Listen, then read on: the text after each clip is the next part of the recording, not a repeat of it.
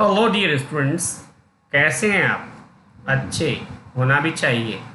आइए, ये UP board 10th class section B grammar, translation and composition, इसे हम लोग करेंगे। आप लोगों का ये चैप्टर फर्स्ट है। देखिए, इसमें सबसे पहले हमें जानना है जो इसमें बताया गया है पार्ट्स ऑफ स्पीच के बारे में। तो जो पार्ट्स ऑफ स्पीच के बारे में हम सीख रहे हैं, इसके बारे में एक इंटरेस्टिंग थिंग मैं आप लोगों को बताऊं, उससे बड़े ध्यान से सुने।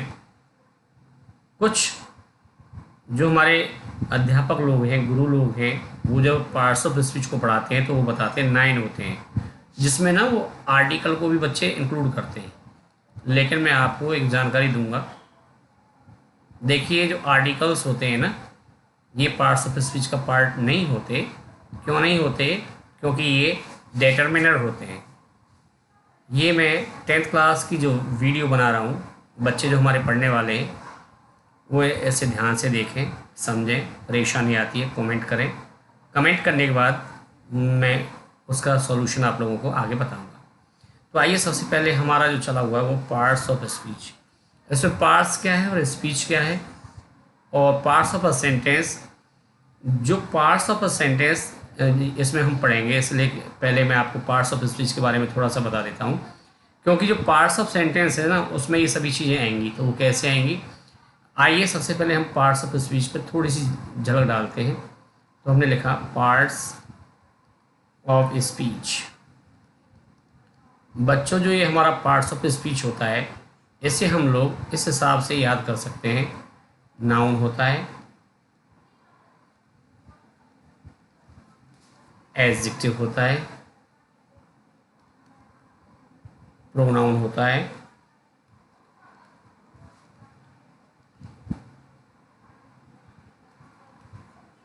वर्ब होती है, एडवर्ब होता है,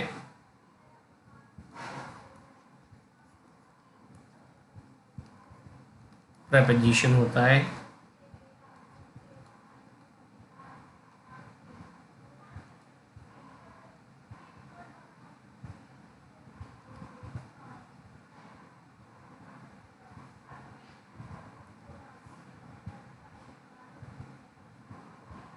प्रपोजिशन के बाद में हमारा आता है कंजंक्शन, और जो लास्ट वन होता है वो होता है हमारा इंटरजेक्शन। अब यहाँ जो हम पार्ट्स ऑफ सेंटेंस सीखेंगे, इसमें इनमें से आएगा। उस समय मैं आपको पॉइंट आउट करता जाऊँगा और बताता जाऊँगा, तो इस पर थोड़ा सा ध्यान दें। आइए, जैसे हमने देखा पार्ट्स क्या होता है ये तो आप लोगों को पता है, और सेंटेंस क्या होता है ये भी आप लोगों को पता है। इससे पहले इसमें जो दिया हुआ है, पहले इसे समझते हैं। अंग्रेजी भाषा की वर्णमाला में कुल 26 अक्षर होते हैं, जिन्हें 2 भागों में विभाजित किया जाता है। दैट मीन्स जो हमारे A to Z होते हैं बच्चों, ये हमारे 26 हो गए। अब इनको जब हम 2 पार्ट्स में डिवाइड करते हैं, पहली बात तो ये, इनको हम बोलते क्या हैं? लेटर्स बोलते हैं। और जो हमारे लेटर्स होते हैं, जो लेटर्स का ग्रुप होता है, उसी को हम बोलते हैं अल्फ़ाबेट। इसको क्या बोलते हैं? अल्फ़ाबेट। तो जो ये हमारा अल्फ़ाबेट है, इसको हम 2 पार्ट्स में डिवाइड कर सकते हैं। पहले है हमारा बाउल, स्वर, दूसरा है हमारा कॉन्सोनेंट। और इसमें आप लोगों को ये पढ़ाया हुआ है कि AEIOU 10th क्लास का है सिलेबस, उस हिसाब से चलेंगे। आगे 12th क्लास भी जल्दी आने वाली है, उसमें भी खोलेंगे। फिर ग्रेजुएशन भी है, और उसके बाद में SSC CGL जो भी कॉम्पिटिटिव एग्ज़ाम है, उन सभी के लिए हम लोग बढ़ेंगे। तो देखिए, BCDFGHIJKLMNPQRSTU वाउल हो गया, VWXYZ। अब यहाँ इस प्रकार को देखते हैं हम। इस प्रकार वाउल की संख्या 5, तो यहाँ जैसे हम लोगों को 5 बताई गई है, तथा कॉन्सोनेंट्स की संख्या 21 होती है। ये हमारा 21 हो गया। देखिए बच्चों, इसमें ना जो हमारा W एंड Y ये भी हमारे वाउल्स ही होते हैं, लेकिन बच्चों ये हमारे सेमी वाउल्स होते हैं। अब सेमी वाउल्स क्या होते हैं ये हम आगे पढ़ेंगे। वैसे मैंने वीडियो डाली हुई है, आप लोग देर का यूज जब देखेंगे उसमें आप लोगों को पता चल जाएगा। वर्ड शब्द लेटर्स का वह सार्थक समूह जो स्पष्ट अर्थ देता है शब्द वर्ड कहलाता है, जैसे cat, table, chair etcetera. Sentence वाक्य शब्दों का वह समूह जिससे पूर्ण भाव प्रकट होता है उसे वाक्य कहते हैं। ये यहाँ डेफिनेशन है, आप लोगों को समझ में आया होगा। और देखिए जो आपकी बुक है मैं उसी के हिसाब से चल रहा हूँ। एडिशनल चीज़ अगर आप लोगों को कुछ जानकारी लेनी है तो कमेंट करें, मैं आपको उसका भी समाधान बताऊंगा। A group of words which makes complete sense is called a sentence. इस सेंटेंस की डेफिनेशन यहाँ पे हमने की है। यहाँ लिखा है Ram is writing a letter, how pretty she is. अब यहाँ जो हमारे राइटर हैं यानी कि वहाँ मिस प्रिंट हो गया होगा, यहाँ हमारा मार्क्स ऑफ एक्सक्लेमेशन आएगा, are you hungry, shut the door, Ram reads a book. बाकी ये हमारे सेंटेंसेस सही हैं, इनमें कोई परेशानी नहीं है, क्योंकि जो ये ग्रुप ऑफ लेटर्स है इससे हमारा एक प्रॉपर क्या बनता है, सेंटेंस बनता है, और इससे हमारा प्रॉपर सेंस निकलता है। Ram is writing a letter, इसमें राम एक लेटर लिख रहा है, पत्र लिख रहा है। हाउ प्रीटी शी इज, कितनी सुंदर है वह। आर यू हंग्री, क्या आप भूखे हो। शट द डोर, दरवाज़ा बंद कीजिए। Ram reads a book, Ram एक पुस्तक पढ़ता है। यहाँ आप लोगों ने देखा ये लिखा है उपर्युक्त सभी शब्दों के सार्थक समूह अर्थ पूर्ण भाव प्रकट करते हैं, अतः ऐसे सभी शब्दों का समूह वाक्य सेंटेंस की श्रेणी में आते हैं। पार्ट्स ऑफ अ सेंटेंस, तो अब देखिए पार्ट्स ऑफ अ सेंटेंस जो है यानी कि इसके 2 पार्ट्स होते हैं, वाक्य के 2 भेद होते हैं, सब्जेक्ट एंड प्रेडिकेट। सब्जेक्ट क्या होता है, जब हम किसी व्यक्ति या वस्तु का नाम लेते हैं तो उसे सब्जेक्ट कहते हैं। बच्चों ये जो डेफिनेशन है 10th लेवल में ठीक है, आगे जब इसका लेवल बढ़ेगा तो इसे और अच्छी तरह से डिफाइन किया जा सकता है। प्रेडिकेट विधेय, जब हम किसी व्यक्ति या वस्तु के विषय में कुछ कहते हैं तो वह प्रेडिकेट होता है। बच्चों इसको भी हम थोड़ा और आगे जब डील करेंगे तो इसको अच्छी तरह से समझ सकते हैं। यहाँ एक एग्जाम्पल आप लोगों को दिया है, मोहन लाप्स, गीता रीड्स। प्रथम वाक्य में मोहन तथा दूसरे वाक्य में गीता कर्ता सब्जेक्ट है तथा लाप्स और रीड्स विधेय प्रेडिकेट है। यहाँ तक ये आपको समझ में आया होगा। अब आता है पार्ट्स ऑफ अ सब्जेक्ट। एक सब्जेक्ट के क्या पार्ट होते हैं, ये वेरी इंपॉर्टेंट है और ये आप लोगों को ना तो 11th की क्लास में मिलेगा ना 12th में मिलेगा, और यहाँ तक आप BA और MA में भी जाते हैं तो भी वहाँ ये नॉलेज आपको नहीं मिलेगी। जो 10th क्लास में ये वेरी वेरी इम्पोर्टेंट पार्ट जो इसमें दिया हुआ है, क्योंकि ये 10th क्लास में ही दिया हुआ है, आगे 11th 12th और ग्रेजुएशन में नहीं है। प्रैक्टिस बुक ही उनमें दिया हुआ है, लेकिन 10th लेवल पे इसको दिखाया गया है। तो सबसे पहले हम समझते हैं, नंबर फर्स्ट हो गया हमारा क्वालिफायर। क्वालिफायर में क्या आता है हमारा, एक तो आता है डिटरमिनर और एक आता है हमारा एडजेक्टिव। तो क्वालिफायर के भी पार्ट्स हो गए। क्वालिफायर में एक तो आ गया हमारा डिटरमिनर और दूसरा आ गया एडजेक्टिव। मेन वर्ड या हेड वर्ड, और नेक्स्ट होता है हमारा एडजेक्टिवल फ्रेज। तो बच्चों मेन वर्ड और हेड वर्ड ये मैं भी आपको एग्जांपल देके भी समझाऊंगा। देखिए वीडियो थोड़ा बड़ा हो सकता है लेकिन ध्यान से देखें, क्योंकि इसी वीडियो में मैं आपका ये चैप्टर क्लियर कराने की कोशिश करता हूँ। अब ये सिखा रहा है हम लोगों को पार्ट्स ऑफ अ प्रेडिकेट। तो इसमें देखो वर्ब आ गई, ऑब्जेक्ट आ गया, कॉम्प्लीमेंट आ गया। अब जो ऑब्जेक्ट है ये हमारे 2 टाइप्स के हो गए। नंबर फर्स्ट हमारा इनडायरेक्ट हो गया, नंबर सेकंड हमारा डायरेक्ट हो गया। देखिए अगर कोई कॉम्पिटिटिव लेवल का बच्चा इस वीडियो को देखता है तो इसे देख करके कमेंट ना करे, क्योंकि ये 10th लेवल का जो लेवल है उसी हिसाब से इसमें जो सिलेबस में दिया गया है हम उसी हिसाब से इसको लेकर के चले हुए हैं।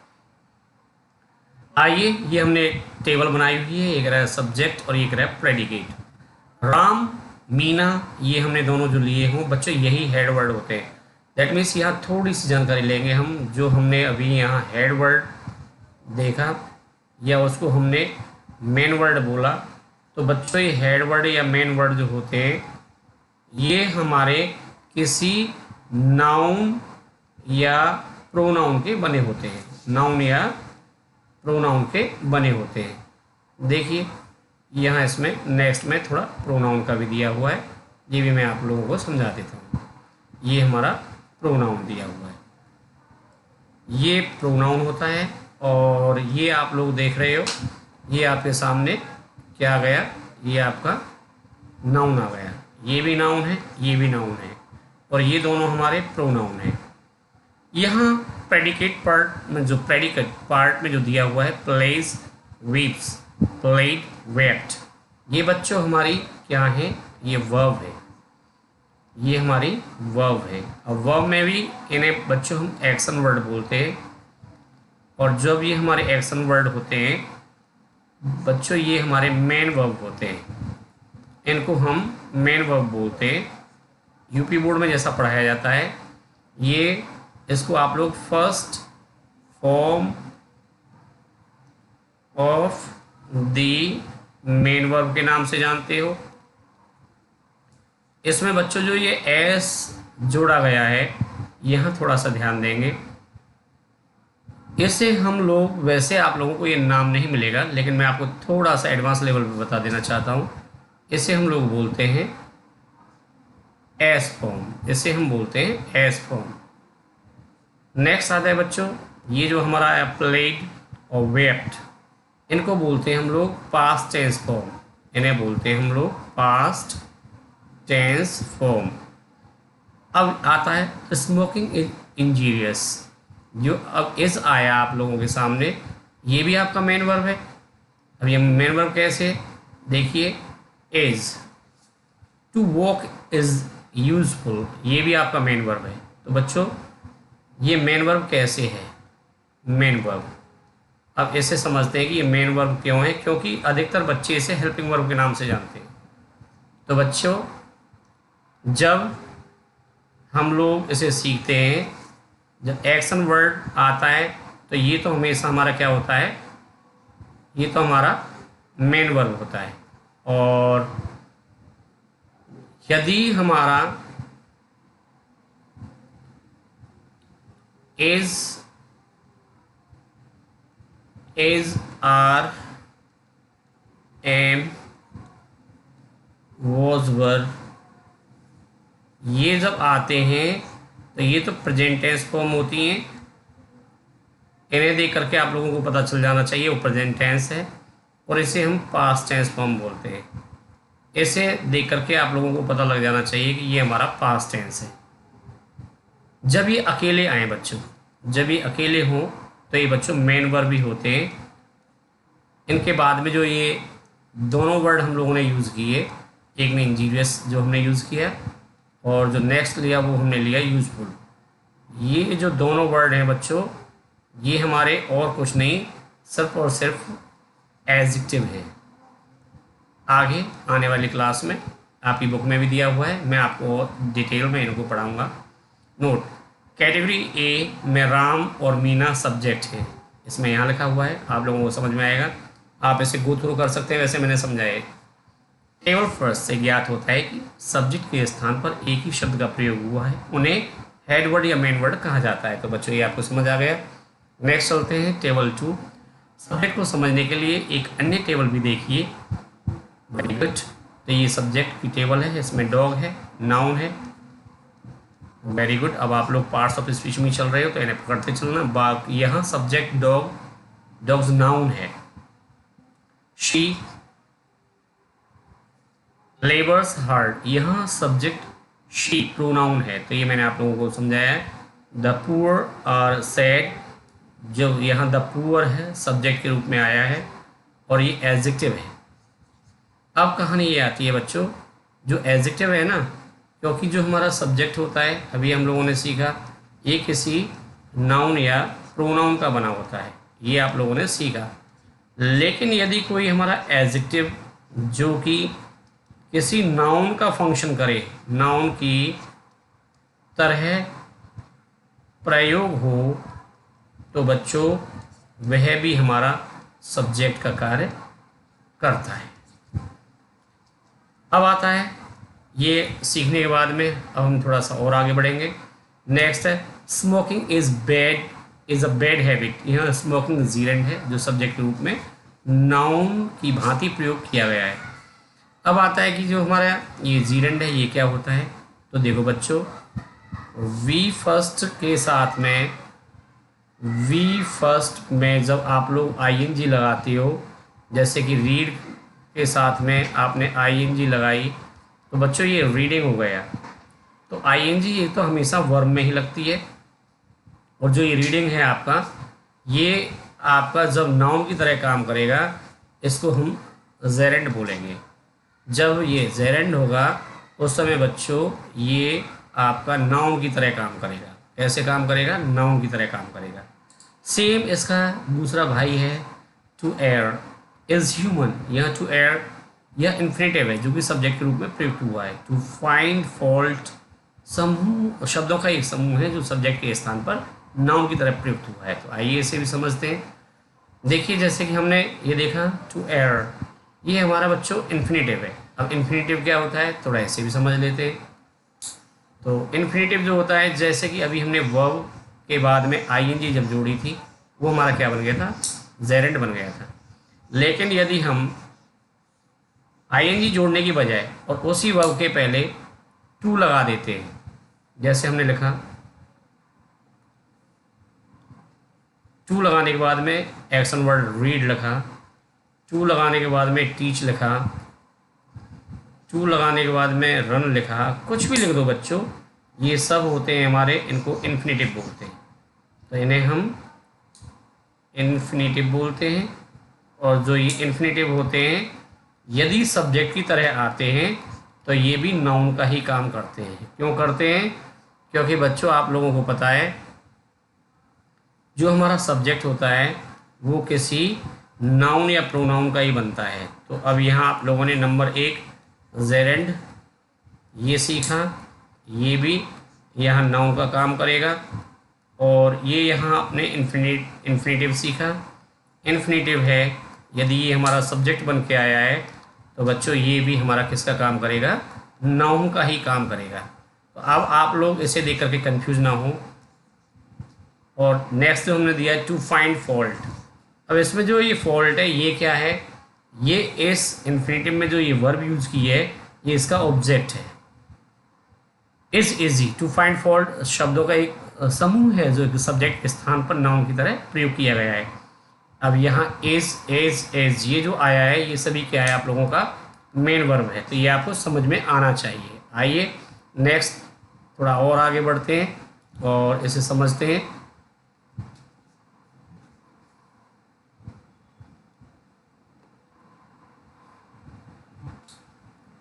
ठीक है, सब्जेक्ट के स्थान पर हेड वर्ड के रूप में नाउन, प्रोनाउन, एडजेक्टिव, जीरेंड, इन्फिनेटिव तथा शब्दों का समूह का प्रयोग किया जा सकता है, जैसे कि टेबल 2 के विभिन्न उदाहरणों से हमारा क्लियर है। ये आप लोगों को समझ आ गया होगा। अब आप थोड़ा और बढ़ेंगे। अब सीखते हैं हम टेबल 3 जो हमारी है क्वालिफायर। तो क्वालिफायर में आया, हेड वर्ड में बॉय आया, रन्स में प्रेडिकेट ये पार्ट हो गया। क्वालिफायर में जो हमारा ये आया, तो देखते हैं पहले क्वालिफायर में क्या क्या आता है। हमने लिखा that man loves, few girls danced, many boys played. बच्चों ये जो क्वालिफायर के पार्ट हमने पहले अभी थोड़ी देर पहले सीखे थे। जो क्वालिफायर होता है इसमें हमारा क्या क्या आता है? नंबर फर्स्ट तो हमारा आर्टिकल आता है, यानी कि आप लोग आर्टिकल की वजह इसको डिटर्मिनर से समझें। ये हमारा इसमें डिटर्मिनर होता है। अब आप कहेंगे सर ये डिटर्मिनर कहाँ से आ गया? तो डोंट वरी, मैं आप लोगों को समझाऊंगा डिटर्मिनर क्या होता है। टेबल 3 में सब्जेक्ट के 2 भाग हैं, एक क्वालिफायर तो हेडवर्ड। इस दशा में हेडवर्ड में नाउन आता है। ए, दैट, फ्यू तथा मैनी सभी क्वालिफायर जो हेडवर्ड के ठीक पहले प्रयोग किए गए हैं। बॉय, मैन, गर्ल्स तथा बॉयज़ हेडवर्ड से जो नाउन है। हेडवर्ड सदैव नाउन या प्रोनाउन का होता है। बच्चों यहाँ तक ये आप लोगों को समझ आ गया होगा। अगर कोई परेशानी है तो आप लोग कमेंट करके और पूछ सकते हैं। अब आता है सब्जेक्ट। इसमें अब देखिए आ गया, ये हमारा डिटर्मिनर आ गया और ये हमारा क्वालिफायर आ गया।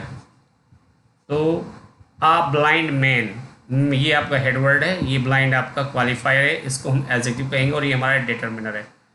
तो बच्चों डिटर्मिनर हो गया, क्वालिफायर में हमारा एडजेक्टिव हो गया और हेड वर्ड में मैन हो गया, प्रेडिकेट आगे है और समझेंगे। केवल 4 में डिटर्मिनर तो क्वालिफायर मुख्य शब्द है, हेड वर्ड की व्याख्या कर रहे हैं, ऐसी दशा में हेड वर्ड के पूर्व प्रयोग होने वाला शब्द एडजेक्टिव होता है। बच्चों देखो आगे आपको मैं इस वीडियो से अलग भी एक बार डिटर्मिनर और एडजेक्टिव ये चीज़ें और पढ़ाऊँगा। वैसे तो आपके इसी सिलेबस में आएंगे, इसे हम थोड़ा सा और स्पीड से लेंगे।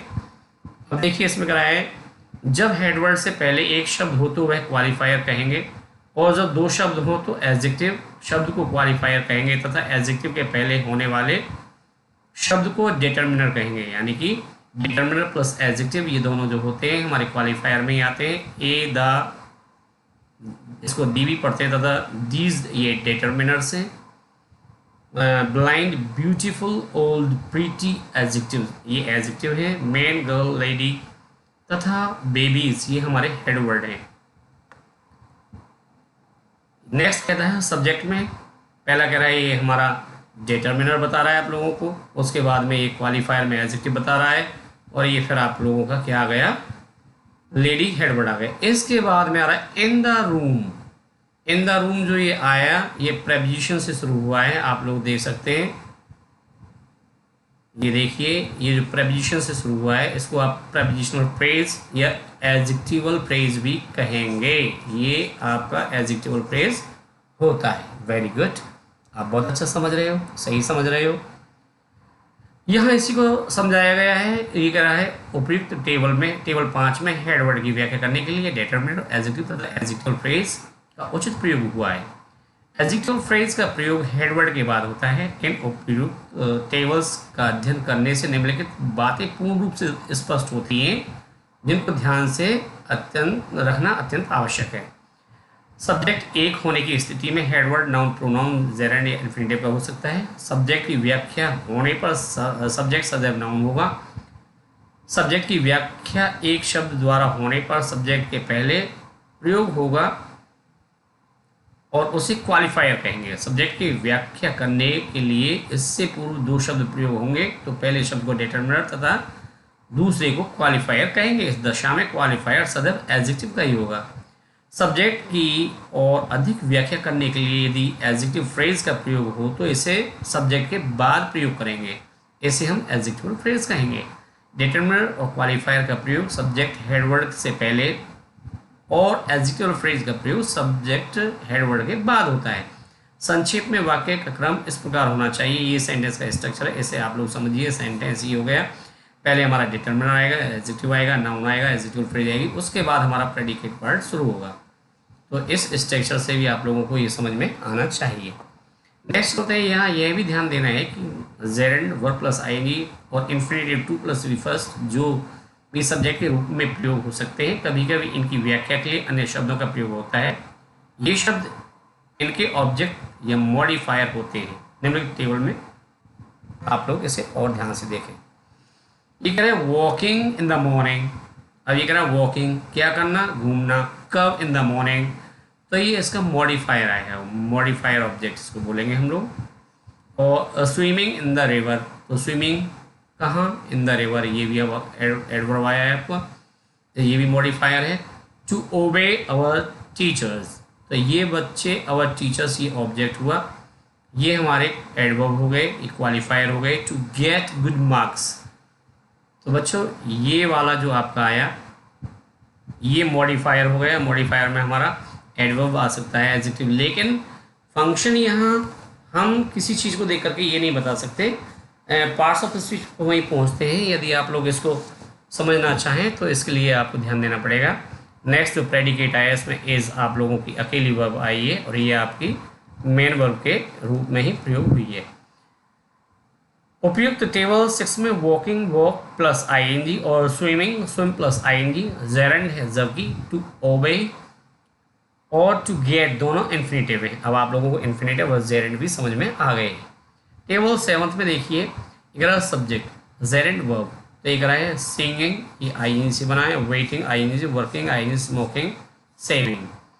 ये आप लोगों ने यहाँ जो यूज़ किया ये आपका, ये सभी क्या है आपकी मेन वर्ब है। और आप लोगों को पता है जो स्ट्रक्चर होता है subject plus verb plus other, ये आप लोगों का स्ट्रक्चर होता है, इसके हिसाब से इसमें इसका प्रयोग किया गया है। बच्चों नेक्स्ट चलते हैं हम ये सब्जेक्ट के रूप में प्रयुक्त इन्फिनेटिव के कुछ अन्य उदाहरण देखिए। ये आपका इन्फिनेटिव आ गया क्योंकि मैंने आपको समझाया था 2+B फर्स्ट आती है उसे इन्फिनेटिव कहते हैं। To work hard should be our aim. तो टू वर्क, ये वर्क आप लोगों का जो है ये वर्ब ही है, मेन वर्ब है जो कि यहाँ इन्फिनेटिव के रूप में आई है और नाउन का काम कर रही है। टू वर्क ये अकेली आई है, ये भी नाउन का ही काम कर रही है। अभी टू वर्क हार्ड, तो जो ये हार्ड है इसको आप मुझे कमेंट में बताएं कि पार्ट्स ऑफ स्पीच के हिसाब से ये क्या होगा। To save for the future, to free India, to pay the taxes, to serve the poor. बच्चों ये इन्फिनेटिव से बने हुए हैं, ये सभी हमारे क्या हैं नाउन है और ये इसका सभी प्रेडिकेट है। Is to worship, is always useful, was our motto, is our duty, is to serve God. Next चलते हैं एट और देयर का प्रयोग भी सब्जेक्ट की तरह होता है। ऐसी दशा में एट का प्रयोग इम्पर्सनल या नेचुरल और देयर का प्रयोग इंट्रोडक्टरी एडवर्ब की तरह होता है। टेबल 9 में इसे ध्यान से देखेंगे। तो बच्चों इस क्लास में मैंने आपको इतना पढ़ाया है, यहीं तक रखेंगे। नेक्स्ट क्लास में आकर के आप लोगों से फिर मिलते हैं। तब तक के लिए इसे आप ध्यान से देखें, समझें और अपने फ्रेंड्स के साथ शेयर करें। Thank you very much.